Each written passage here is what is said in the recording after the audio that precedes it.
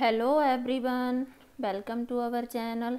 HP police constable exam की preparation में हमारे आज के प्रैक्टिस सेट में हम एप्टीट्यूड पार्ट डिस्कस करेंगे। So let us start with first question, that is if the English alphabet is written in reverse order then which letter will be sixth of right of P. अगर आपको English alphabets को क्या करना है, reverse order में लिखना है, उसके बाद आपको ये बताना है कि जो अल्फ़ाबेट पी होगा उसके राइट में सिक्स्थ प्लेस पे कौन होगा। सो पहले तो हमें इसको क्या करना पड़ेगा, रिवर्स ऑर्डर में इंग्लिश अल्फ़ाबेट्स को लिखना पड़ेगा। सो चलिए पहले हम इसको रिवर्स ऑर्डर में लिख लेते हैं फटाफट।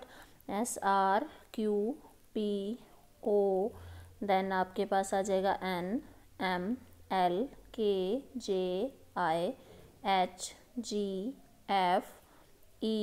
Then D, then CBA। तो ये ऐसा कुछ नहीं है कि आपको इसको रिवर्स में याद करना पड़ेगा कि किस तरह से लिखना है। आप सीधा सीधा A to Z लिख लीजिए, देन उसको देख के भी रिवर्स आप लिख सकते हैं फटाफट से। तो चलिए अब आपको क्या करना है आगे, अब आपको P देखना है। ये रहा आपका P के राइट में। अब ये P का लेफ़्ट होगा और ये P का राइट होगा। तो P के राइट में आपको सिक्स्थ प्लेस पे बताना है कौन होगा।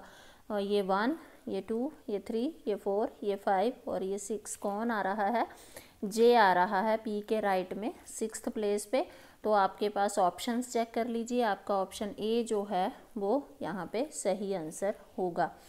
चलिए अगले क्वेश्चन की ओर चलते हैं। How many meaningful words can be formed from the word something without changing the order of letters.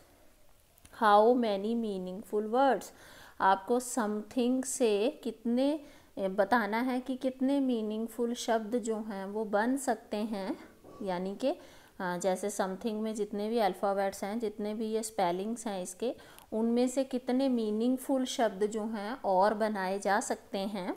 ठीक है, without changing the order of letter, मतलब जो ऑर्डर है लेटर्स का, जैसे S के बाद O है, O के बाद M है, M के बाद E है, तो ये इसी ऑर्डर में रहने चाहिए। इनका ऑर्डर चेंज नहीं कर सकते हो आप, कि जैसे सबसे आगे O लिख दिया आपने, देन आप T लिख के H लगा के, है ना, इस तरह से कुछ बनाने की कोशिश करो तो आप ऐसे इनको नहीं रिवर्स या किसी भी तरह से आप इनको चेंज नहीं करोगे। जो इनका ऑर्डर है वो एज इट इज़ रखना है। तो देख लीजिए कितने शब्द आप बना सकते हैं।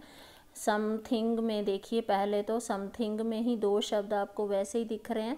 एक बन रहा है आपके पास सम और दूसरा बन रहा है थिंग। ठीक है, तो 2 शब्द जो हैं, मीनिंगफुल शब्द जो हैं, वो तो यही बन रहे हैं इसमें। ठीक है, उसके अलावा देखिए S के बाद O है, तो ये तीसरा बन गया यहाँ पे सो, और फोर्थ बन गया आपके पास मी, है ना, ME, मी बन गया 4, और ME के साथ में अगर T भी लगा दूँ तो ये बन गया मेट, यानी कि 5 बन गए। ठीक है, उसके बाद अगर आप THIN को लिखोगे तो ये क्या बन गया, थिन बन गया। तो 6 बन गए आपके पास यहाँ पे मीनिंगफुल शब्द। तो आप ऑप्शन देख लीजिए, आपके पास ऑप्शन D जो है वो क्या कहता है, मोर देन 4। तो आपके पास 6 तो बन ही रहे हैं, तो आपके पास राइट ऑप्शन जो है वो ऑप्शन D रहेगा यहाँ पे। चलिए अगले क्वेश्चन की ओर चलते हैं। अगला क्वेश्चन जो है वो हमें क्या कह रहा है, if the first and sixth letter of word beneficial are interchanged also second and seventh letters and so on. अब आपको क्या करना है, बेनिफिशियल जो है इसको लिख लेना है पहले तो, उसके बाद इसमें आपको क्या करना है, इंटरचेंजिंग करनी है। अब यहाँ पे देखिए इंटरचेंजिंग कैसे करनी है कि फर्स्ट वाले को सिक्स्थ वाले के साथ आप पहले तो लिख लीजिए। ये 1 है, ये 2 है, ये 3 है, ये 4, ये 5, ये 6, 7, 8, 9, 10। आप इसको ऐसे भी कर सकते हो। एक इजी वे ये है कि आप इसके 10 हैं ये, तो इसको 2 पार्ट्स में कर लीजिए, 5 के 2 पार्ट कर लीजिए यहाँ पे आप। अब आपको क्या करना है, आपको बोला गया है कि पहले वाले को सिक्स्थ के साथ इंटरचेंज करिए, दूसरे वाले को सेवन्थ के साथ इंटरचेंज करिए, एंड सो ऑन। इसका मतलब तीसरे वाले को एट्थ के साथ इंटरचेंज करिए। आप इसको ऐसे भी कर सकते हो, या फिर आप 2 पार्ट्स में इसको डिवाइड कर लो और आप देखिए कि पहले वाले को इधर वाले पहले के साथ, दूसरे वाले को इधर वाले दूसरे के साथ, इधर वाले तीसरे को इधर वाले तीसरे के साथ इंटरचेंज कर दीजिए, तो ये भी इजीली हो जाएगा आपका।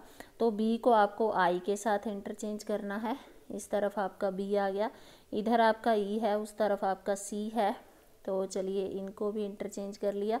इस तरफ आपका एन है और इधर आई था, देन आपके पास ई है और इस तरफ आपके पास ए है, इस तरफ आपके पास एफ है और इस तरफ आपके पास एल है।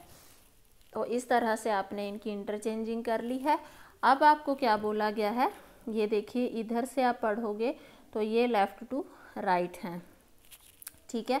आपको बोला गया है कि which would be the third letter from the right. अगर आप राइट साइड से इसको पढ़ते हो तो तीसरा लेटर कौन होगा। तो ये है आपकी राइट साइड, तो 1 2 3, तो थर्ड लेटर कौन है यहाँ पे देखिए एन है। तो आपका राइट आंसर जो है वो ऑप्शन ए होगा यहाँ पे। अगला क्वेश्चन देखिए, which one of the following numbers is different from the rest. आपके पास नंबर क्या है 1995, 1996, 1991 एंड 1998। तो इस तरह के क्वेश्चन में आपको ओड बताना है, मतलब अलग कौन है बाकियों से ये बताना है। तो सबसे पहले तो आप यही देख लेते हैं कि क्या इनके बीच जो गैपिंग है वो बराबर है, कोई ऐसा है जो गैपिंग से बाहर है, लेकिन ऐसा कुछ भी नहीं है, यहाँ पे गैपिंग किसी में भी इक्वल नहीं है, ठीक है। दूसरी चीज़ आप इवन या ऑड चेक कर सकते हो, तो यहाँ पे 2 ऑड हैं हमारे पास, 2 इवन हैं, तो ये लॉजिक भी यहाँ काम नहीं करेगा। उसके अलावा आप इनके डिजिट्स को प्लस करके देख सकते हो, ठीक है, कि इवन ऑड कुछ फाइंड आउट होता है। तो इस तरीके से भी ये नहीं हो रहा है, ठीक है। तो फिर अब आप क्या करोगे इस तरह के क्वेश्चन में, फिर आप देखो ये आपको दिख रहे हैं कि ये ईयर जो संख्याएं हैं वो ईयर जैसी हैं, 1995 है, 1991 है, 1996 है, 1998 है, ठीक है।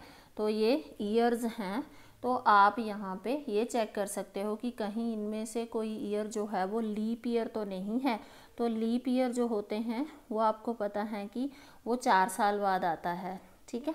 तो अब आपको कैसे पता चलेगा कि इन चारों में से कोई लीप ईयर है या नहीं है, ठीक है। तो आप सिंपली आपको बस इतना याद रखना है कि इनमें से जो भी संख्या जो है, जो भी नंबर जो है आपका 4 से डिवाइड हो जाए वो क्या होता है, लीप ईयर होता है। आप इतना याद रखो कि जो ईयर जो है वो 4 से डिवाइड हो जाए वो एक लीप ईयर होता है। तो जब आप इनको डिवाइड करोगे तो ये वाला ये और ये आपके 4 से डिवाइड नहीं हो रहे हैं, जबकि 1996 जो है वो 4 से डिवाइड हो रहा है, ठीक है।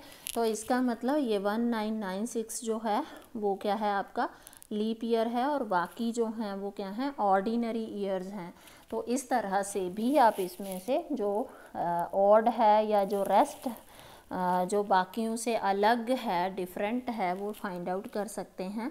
तो याद रखिए कि अगर आपको कहीं लीप ईयर फाइंड आउट करना पड़ जाए तो आप क्या करोगे, सिंपली आप ईयर्स को 4 से डिवाइड करके देख लीजिए। जो ईयर भी आपका 4 से डिवाइड हो जाए वो लीप ईयर होता है, और जो नहीं होते हैं वो आपके ऑर्डिनरी ईयर्स होते हैं। तो आपका 1996 जो है वो क्या है, एक लीप ईयर है, और बाकी जो हैं वो ऑर्डिनरी ईयर्स हैं। इसीलिए जो आपका ऑप्शन बी है वो बाकियों से अलग है यहाँ पे। चलिए अगले क्वेश्चन की ओर चलते हैं। अगला क्वेश्चन है आपका, as house is related to shelter in the same way soap is related to which. अगर मकान जो होता है उसका पर्पस जो है, उसका काम जो होता है वो शेल्टर होता है, मतलब वो हमें शेल्टर प्रोवाइड करता है। तो सिमिलरली सोप जो है वो क्या करता है, सोप का क्या काम है। सोप ऑब्वियसली हम सोप किस पर्पस से यूज़ करते हैं, सोप हम क्लीनलीनेस के लिए यूज़ करते हैं, यानी कि स्वच्छता के लिए यूज़ करते हैं। तो हमारा राइट ऑप्शन जो है यहाँ पे ऑप्शन डी आएगा। ओके चलिए नेक्स्ट क्वेश्चन है हमारा, if in a code master is written as this then how carrot be written in the same code. अब ये कोडिंग डिकोडिंग है, तो पहले आप मास्टर जो है इसकी डिकोडिंग करिए कि किस तरह से इसको लिखा गया है, देन आप कैरेट को लिख पाएंगे उसी वे में। ठीक है, तो देखिए यहाँ पे भी क्या किया गया है, ये 6 अल्फ़ाबेट हैं तो इसको 3 पेयर्स में यानी कि 2 पेयर इसके बना लिए हैं हमने। पहले पेयर को रिवर्स कर दिया गया है SAM और दूसरे वाले पेयर को भी इसी तरह से रिवर्स कर दिया गया है, तो ये बन गया है बिल्कुल। तो इसी तरीके से आप कैरेट को कर लीजिए CARROT, इसके भी 2 पार्ट कर लीजिए। पहले पेयर को रिवर्स कर दीजिए RAC एंड देन TOR। तो देख लीजिए कौन सा आपका आंसर मैच कर रहा है। आपका ऑप्शन डी यहाँ पे बिल्कुल मैच कर रहा है, तो यही यहाँ पे इसका राइट आंसर है। चलिए अगले क्वेश्चन की ओर चलते हैं। अगला क्वेश्चन जो 2 क्वेश्चन हैं हमारे 8 और 9, वो इसी से सॉल्व होने हैं जो आपको इंस्ट्रक्शन जो डायरेक्शंस दी गई हैं। इन अ सर्टन कोड 289 जो होता है उसको हम लिखते हैं रीड फ्रॉम न्यूज़पेपर। ठीक है, तो रीड फ्रॉम न्यूज़पेपर। ओके, तो इसमें से एक शब्द का मतलब रीड होगा, एक नंबर का मतलब रीड होगा, एक का मतलब फ्रॉम होगा और एक का न्यूज़पेपर होगा, पर इतनी जल्दी हम डिसाइड नहीं कर सकते कि किसका मतलब क्या है। ठीक है, अगला पढ़ते हैं। अगले में लिखा है 276, इसका मीन क्या है, टी फ्रॉम द फील्ड। तो टी फ्रॉम, ठीक है, और फील्ड। ठीक है, देन है आपके पास 85 का क्या मतलब दिया है, बॉल न्यूज़पेपर। ठीक है, तो देखिए 8 जो है यहाँ भी है और यहाँ भी है ना। किस तरह से इस तरह के क्वेश्चंस को करते हैं। 8 जो है वो पहले वाले में भी था, वो लास्ट वाले में भी था। अब आप देखिए कि इन दोनों में कॉमन शब्द कौन सा है। देखिए पहला 289 था, इसका मतलब था रीड फ्रॉम न्यूज़पेपर, और 85 में कॉमन क्या है, यहाँ लिखा है बॉल न्यूज़पेपर। तो न्यूज़पेपर शब्द जो है वो दोनों में कॉमन है। ठीक है, तो इसका मतलब हमारा जो 8 होगा उसका मतलब क्या होगा, न्यूज़पेपर। ठीक है, लग रहा है समझ आ रहा है, लग रहा है ना आपको पता। चलिए आगे चलते हैं। अगला देखिए उसके बाद हमारे पास इसमें और पहले वाले में 2 कॉमन है। ओके, पहले वाले का मतलब था रीड फ्रॉम न्यूज़पेपर और दूसरे वाले का मतलब था टी फ्रॉम फील्ड। तो 2 यहाँ दोनों में कॉमन है और इनका जो मीनिंग लिखा है उसमें फ्रॉम कॉमन है, तो इसका मतलब 2 का मतलब हो गया आपका फ्रॉम। ओके, ठीक। अब 85 में 8 का मतलब अगर न्यूज़पेपर है तो 5 का मतलब क्या हो गया, वॉल हो गया, WALL। ठीक है जी, देन आ जाइए पहले वाले में 2 का मतलब भी हो गया आपका, 8 का मतलब भी हो गया, तो बचा क्या, 9 बचा। देखिए 2 का मतलब है आपका फ्रॉम, 8 का मतलब है न्यूज़पेपर, बचा आपके पास रीड, तो 9 का मतलब हो गया रीड।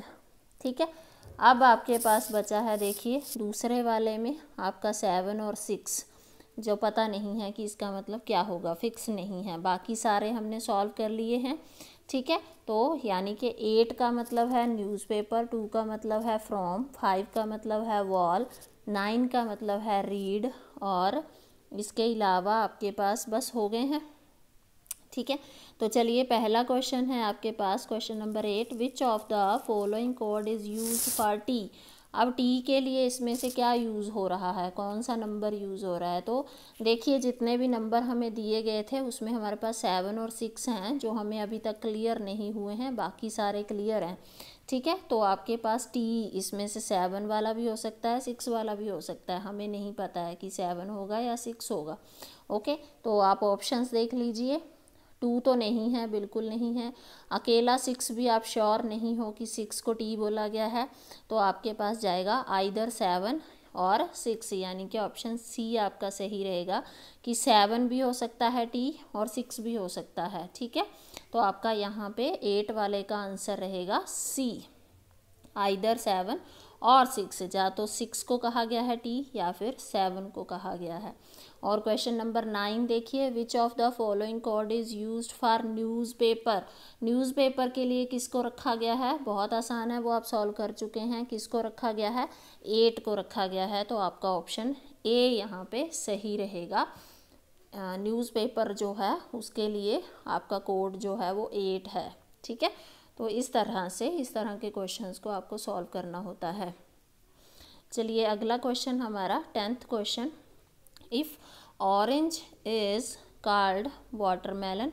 अगर ऑरेंज को वाटरमेलन कहते हैं, वाटरमेलन को आप मैंगो कहेंगे, और मैंगो को क्या कहेंगे, एप्पल।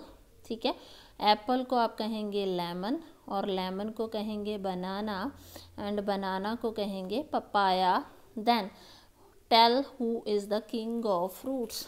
किंग ऑफ फ्रूट्स जो होता है, फलों का राजा जो होता है, वो मैंगो होता है।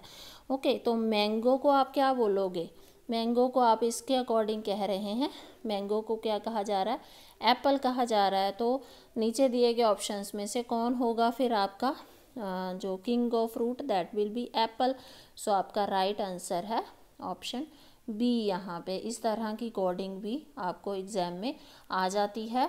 तो आई होप ये वीडियो आपको आपकी प्रेपरेशन में हेल्प करेगा। इसी तरह के और वीडियोस देखने के लिए लाइक करें, शेयर करें, सब्सक्राइब करें हमारे चैनल को। Thank you.